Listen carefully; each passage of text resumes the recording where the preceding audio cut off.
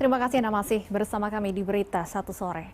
Pemirsa, kami hadirkan sejumlah rangkaian peristiwa kriminal yang menjadi catatan redaksi Berita Satu Sore. Informasi ini sekaligus menjadi penutup jumpa kita di Berita Satu Sore hari ini. Saya Stefani Patricia pamit undur diri. Jangan lupa ikuti seluruh media sosial BTV, baik di Instagram, Twitter, maupun YouTube. Jaga kesehatan dan tetap semangat. BTV bersatu menginspirasi.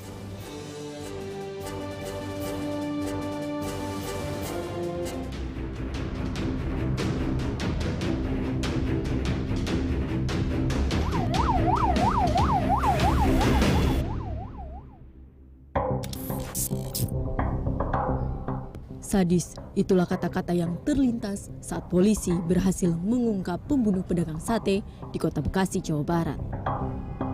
Tak disangka, pelaku pembunuhan pria parubaya ini adalah putranya sendiri. Ironisnya, sang anak ternyata seorang anggota TNI berpangkat Prada.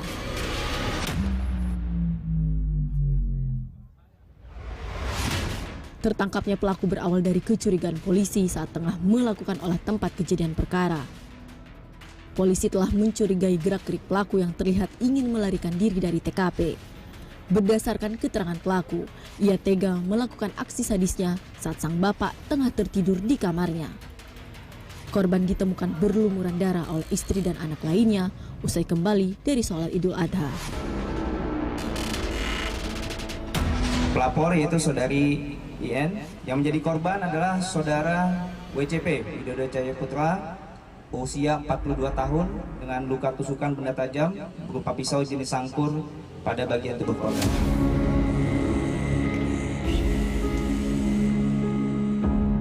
Sang anak tega menghabisi nyawa bapaknya sendiri lantaran tidak diberi uang sesuai permintaannya. Polisi pun mengungkap korban tidak mengindahkan permintaan uang dari pelaku senilai 8 juta rupiah. Belakangan juga terungkap, ternyata sang anak memiliki masalah di satuannya. Ia bahkan kerap meninggalkan tugas.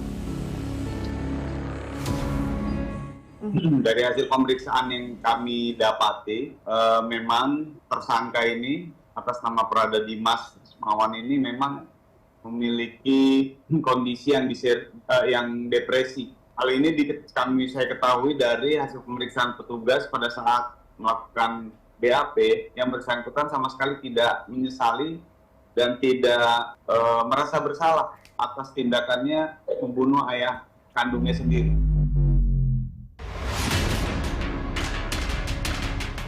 Kasus pembunuhan ini pun kini tengah ditangani Pomdam Jaya. Sebab meski dalam proses pemecatan akibat tindakan indisiplinernya, namun pelaku masih berstatus anggota TNI aktif.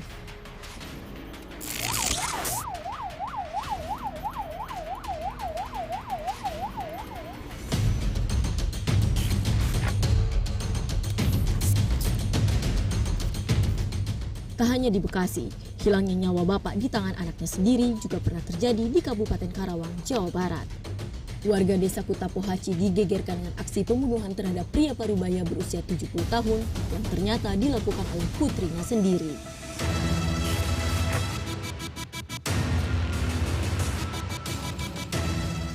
Korban berinisial R ditemukan tewas di rumahnya saat sang istri tengah pergi bertani ke sawah. Korban juga diketahui dalam kondisi sakit stroke sehingga tidak bisa beraktivitas normal. Korban pun ditinggalkan di rumah bersama sang putri yang ternyata mengalami gangguan jiwa. Kasus pembunuhan ini langsung ditangani pihak kepolisian. Berdasarkan hasil pemeriksaan sementara, pelaku tega membunuh ayah kandungnya sendiri lantaran merasa sakit hati. Pada pagi hari, korban bersama dengan pelaku di satu rumah, bapak dan anak kandung. Nah, kemudian istrinya, karena bapaknya ini sudah mengalami sakit, jadi tidak bisa jalan, yang bersangkutan tidur di ruang tengah. Pada saat itu, pagi hari itu, secara singkat, pelaku atau anak kandungnya sendiri melakukan penganiayaan terhadap bapaknya yang mengakibatkan orang tuanya, bapaknya ini meninggal dunia. Usai membunuh korban, pelaku alias putri korban langsung mengurung diri di kamar. Polisi pun lantas memeriksakan pelaku ke dokter rumah sakit jiwa guna mengetahui kondisi kejiwaannya.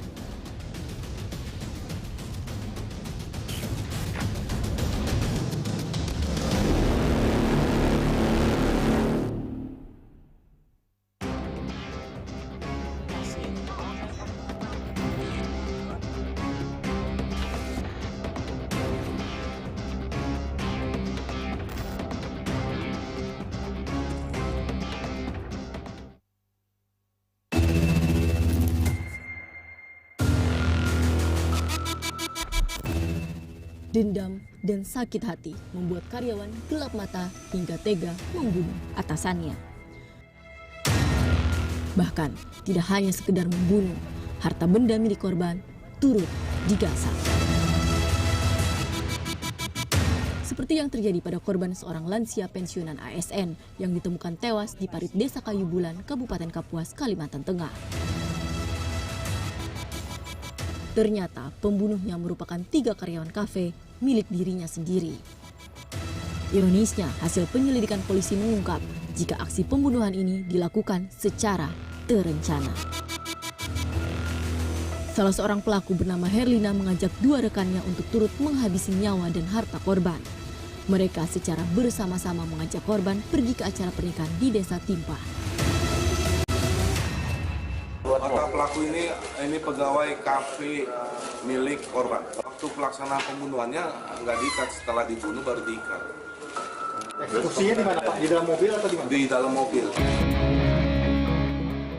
Usai melancarkan aksinya, ketiga pelaku lantas mengambil barang berharga milik korban berupa uang 3 juta rupiah, kalung serta cincin emas. Perhiasan korban kemudian dijual dan uang hasil penjualannya dibagi rata. Ketiganya pun terancam pasal 340 tentang pembunuhan berencana dengan ancaman maksimal hukuman mati.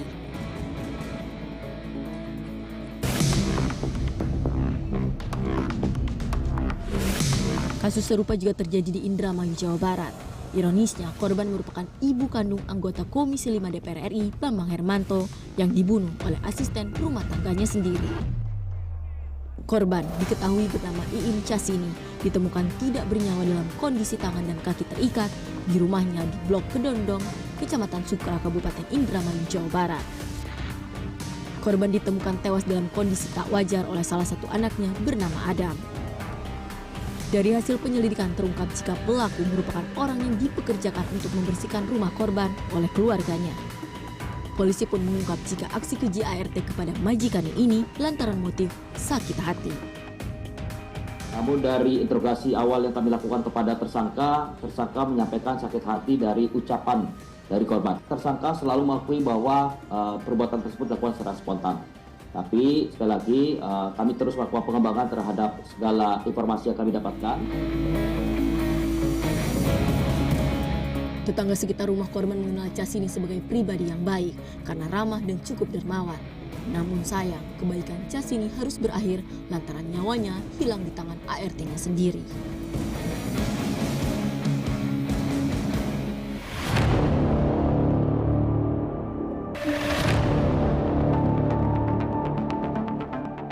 Sementara itu di Semarang, Jawa Tengah, nyawa bos depot air minum isi ulang hilang di tangan karyawannya yang baru bekerja selama 1 bulan.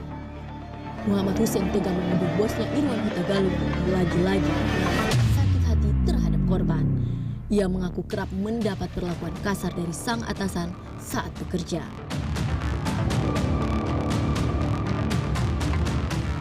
Hal inilah yang membuat dirinya dengan tega membunuh bosnya sendiri. Ia bahkan tega memutilasi dan mencor jasad korban di lokasi depot air isi ulang ini. Aksi pembunuhan sadis ini dilakukan Hussein dengan cukup terencana. Pasalnya, ia sempat bercerita kepada salah seorang pedagang angkringan atas rencananya ini. Hussein ini sebelum kejadian memang sudah merencanakan. Jadi kan peristiwa kan Kamis malam. Dia sudah menyampaikan ke saksi lain bahwa dia akan melakukan itu di hari Senin. Berarti ada unsur perencanaan. Ironisnya, Hussein mengaku tidak menyesali perbuatannya terhadap atasannya. Namun saat melakukan prarekonstruksi, Hussein akhirnya meminta maaf kepada keluarga korban. Hasil pemeriksaan polisi pun menunjukkan Hussein tidak memiliki gangguan jiwa alias sehat. Hal ini terlihat dari konsistensi keterangannya soal aksi pembunuhan yang dilakukan, meski sempat tak ada kata penyesalan yang terlontar dari mulutnya. Ia pun terancam pasal pembunuhan berencana dengan ancaman hukuman maksimal pidana mati.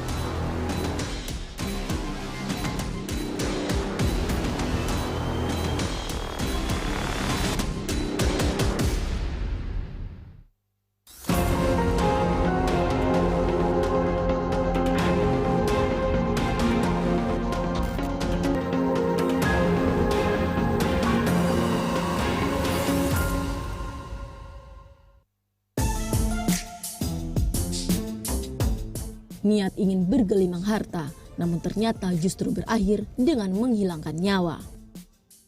Inilah yang terjadi terhadap seorang aparatur sipil negara di kota Bau-Bau, Sulawesi Tenggara. ASN bernama Gamsir ini ditemukan tewas tergantung di langit-langit rumahnya dengan leher terlilit kabel. Yang menyedihkan, sang anak menemukan Gamsir tewas bunuh diri setelah bangun tidur. Sontak ia langsung menangis dan berteriak memanggil ibunya. Mereka lantas melaporkan kejadian ini ke polisi. Usai menerima laporan, polisi langsung bergerak ke TKP. Dari hasil pemeriksaan, terungkap jika motif Gamsir nekat bunuh diri lantaran kalah judi online hingga membuatnya terlilit utang. Setelah pihak kepolisian mencari informasi kepada keluarganya, korban tersebut diduga terlibat dalam judi online sehingga ada beberapa utang piutang yang kalah dalam judi online tersebut. Tidak ditemukan adanya tanda-tanda kekerasan di dalam korban tersebut. Gamsir diketahui merupakan ASN di lingkungan pemerintah Kabupaten Buton. Menurut keterangan keluarga, ia kerap bermain judi online dengan menyelesaikan 3 misi. Misi pertama membayar 1 juta rupiah, misi kedua membayar 5 juta rupiah, sedangkan misi ketiga membayar 10 juta rupiah. Namun, korban tidak pernah menang sehingga selalu mencari uang pinjaman untuk menutupi kekalahannya.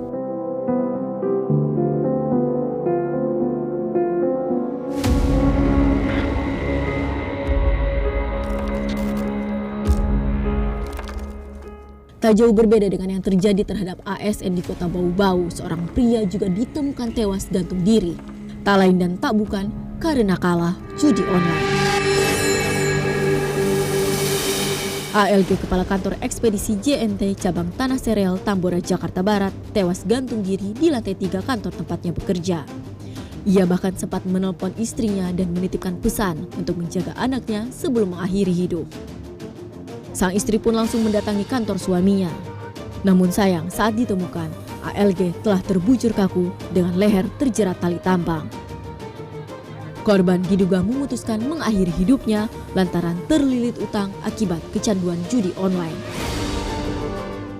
Berdasarkan hasil penyelidikan awal, motif dari korban ini bunuh diri diduga karena masalah hutang piutang dan masalah keluarga.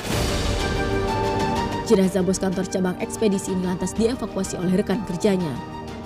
Usai berhasil dievakuasi, jenazah ALG lantas dibawa ke Rumah Sakit Cipto Mangunkusumo, Jakarta untuk kepentingan penyelidikan.